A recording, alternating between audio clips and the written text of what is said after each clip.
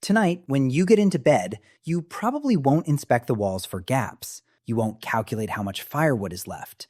You won't wonder if the ground beneath you is slowly stealing your body heat. You'll adjust the thermostat, pull up a blanket, and close your eyes. Simple. But thousands of years ago, sleep wasn't simple. In the coldest parts of the Ice Age, falling asleep meant shutting down the one thing keeping you warm: movement. Your muscles relaxed, your metabolism slowed, and outside, the temperature continued to fall. So every night presented the same terrifying problem. How do you remain unconscious for hours in an environment that can kill an exposed human before sunrise? The answer wasn't one magical invention. It was a complete survival system. Fire mattered. Of course it did. But so did the shape of the shelter, the clothing around the body, the material beneath the sleeper, the placement of every person in the group, and even the time they chose to eat. Ice Age humans didn't simply endure cold nights. They engineered their way through them. And some of the methods they used were far more intelligent than you might expect.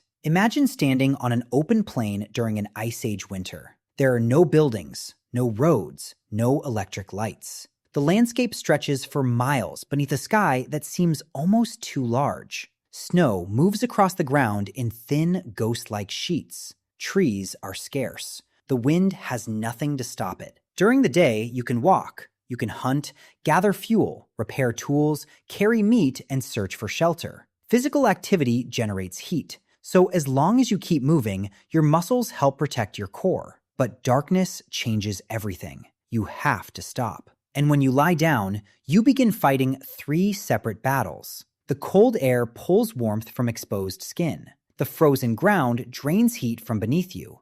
And every breath carries warm, moist air out of your body. Even worse, your body naturally lowers its core temperature as it prepares for sleep. That small nightly drop is harmless inside a modern bedroom. In a frozen landscape, it reduces your margin for survival. So the goal wasn't to create a comfortable room. Comfort was a bonus. The real goal was to build a pocket of warmth that could last until morning. The obvious solution was fire. A strong fire provided warmth, light, protection, and a way to cook calorie-rich food.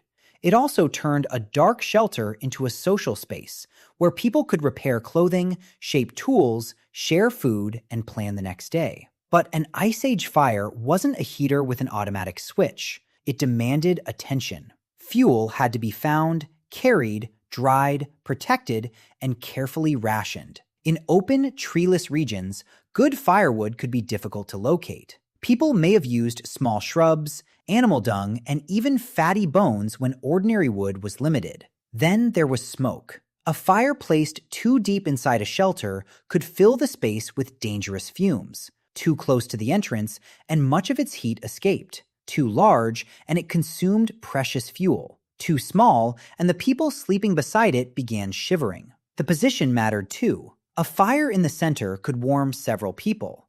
A fire beside a stone surface could allow the rock to absorb and redirect some of that heat. A low entrance could reduce the amount of warm air escaping, while still allowing smoke to move out. This wasn't random. It was practical knowledge learned through experience. Still, every fire shared the same weakness. Eventually, it burned down. And the most dangerous point of the night may have arrived hours later, when the flames were gone, the shelter was quiet, and the temperature outside had fallen even lower. That's why fire could never be the entire plan. If you've ever sat on cold concrete, you already understand part of the problem. The ground doesn't need wind to cool you. It steals heat through direct contact. Lie on frozen soil long enough, and even a warm fire may not save you. One side of the body receives heat from the flames, while the other presses against a massive frozen surface. So, ancient sleepers needed separation. They could create sleeping layers from dry grass, reds, leaves, bark, moss, hides, and fur. Each layer trapped tiny pockets of air, and still air is a surprisingly effective insulator. The principle is the same one used in modern sleeping bags and insulated jackets. The material itself isn't creating heat. It's slowing the escape of heat your body has already produced. But those sleeping layers had to remain dry. Wet grass collapses. Damp hides conduct heat more quickly. Moisture from snow, rain, breath, sweat, or melting ice could turn useful insulation into a serious danger. That meant bedding required maintenance. It needed to be gathered, arranged, dried near the fire, and replaced when it became damp or dirty. A pile of grass might not look like advanced technology, but between a sleeping body and frozen earth, it could make the difference between rest and hypothermia. Caves offered an enormous advantage. They blocked the wind and stayed more stable than the world outside. Even when surface temperatures dropped far below freezing, a deep cave could remain relatively moderate. But caves weren't available everywhere. Human groups followed animals across open country. They traveled through landscapes where natural rock shelters simply didn't exist. So they built their own protection. In parts of Eastern Europe, archaeologists have uncovered Upper Paleolithic structures associated with large mammoth bones. At sites such as Mezhirich in present-day Ukraine, mammoth remains formed major parts of circular dwellings that included evidence of hearths and repeated human activity. Bones could provide a heavy structural base. Tusks and long bones could support a framework. Hides stretched across that frame could block the wind, while earth, vegetation, or snow could help seal the lower edges. The important part wasn't just the wall.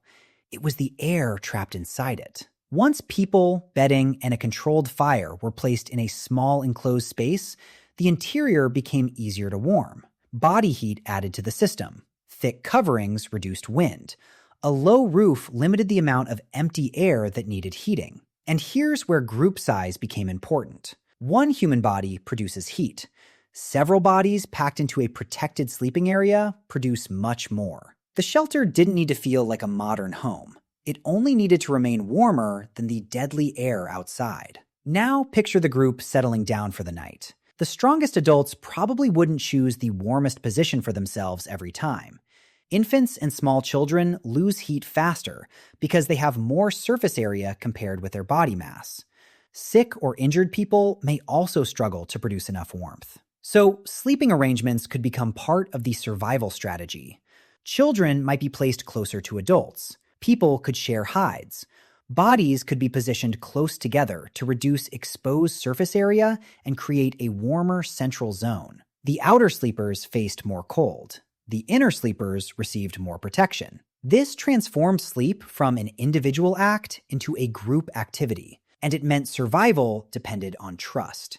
You had to trust that someone would notice a failing fire, that someone would cover a child who had kicked away a hide, that the group would react if smoke filled the shelter or an animal approached outside. For ancient humans, sleeping alone wasn't just lonely. In extreme cold, it could be lethal. Even the best shelter couldn't protect someone who needed to step outside. That's where clothing changed the rules. A loose hide draped across the shoulders offers some warmth, but cold air can enter around the neck, waist, wrists, and legs.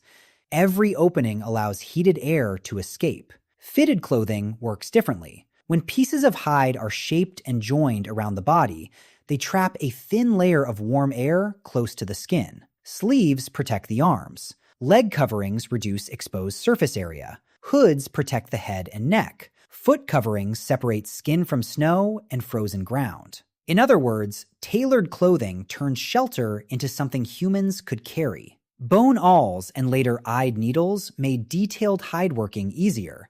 Instead of merely wrapping themselves in animal skins, people could produce garments that followed the body's shape. And that would have changed the night. A person could remain covered while sleeping. A parent could leave the shelter to collect fuel without becoming immediately exposed.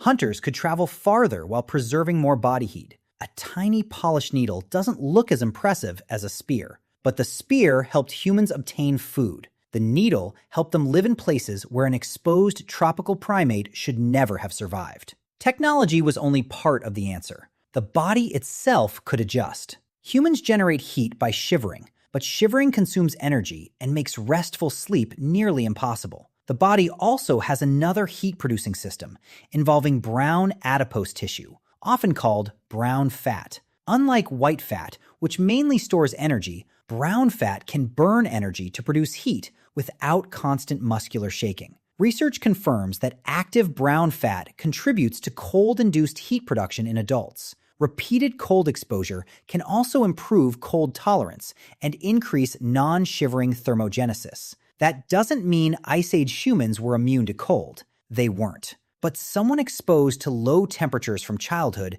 may have responded differently from a modern person raised in heated buildings. The body can become better at protecting core temperature. Blood vessels near the skin can narrow, reducing heat loss from the hands and feet. Metabolism can rise. Repeated exposure can make the same temperature feel less shocking. Modern comfort has changed our expectations. Today, a cool bedroom might feel unbearable. For someone raised in a glacial environment, it may simply have felt normal. Not pleasant, not safe. Just normal. There's one more possibility. We tend to imagine ancient people attempting the same 8-hour block of sleep many of us aim for today. But long winter nights didn't necessarily demand continuous sleep. People may have slept for several hours, awakened during the night, and then returned to sleep later. We can't reconstruct the exact sleep schedule of every prehistoric group, so this shouldn't be treated as a proven universal pattern. Still,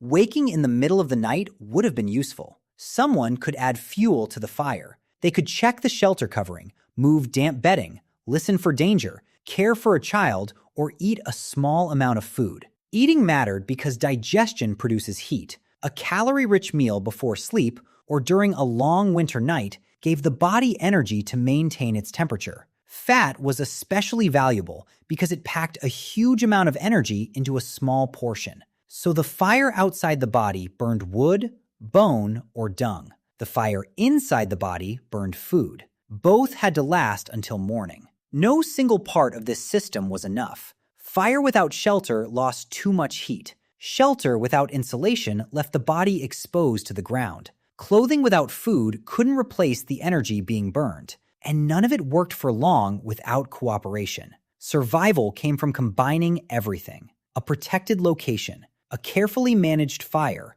dry bedding, fitted clothing, calorie-rich food, shared body heat, and people willing to wake up when everyone else was sleeping. That may be the most important part of the story. Ice Age humans didn't conquer the cold because they were physically stronger than us. They survived because they observed, experimented, remembered, and taught. Someone discovered that dry grass beneath a hide felt warmer. Someone noticed that a smaller shelter held heat longer. Someone learned where to place the fire. Someone figured out how to pierce tough hide without tearing it. And then they passed that knowledge forward, one winter at a time. Tomorrow morning, you'll probably wake up without thinking about any of this. The room will still be warm. The floor will be dry. Your blanket will still be there. You won't have spent the night listening for predators. You won't check whether the last ember survived. And you won't look around to see who made it through the cold.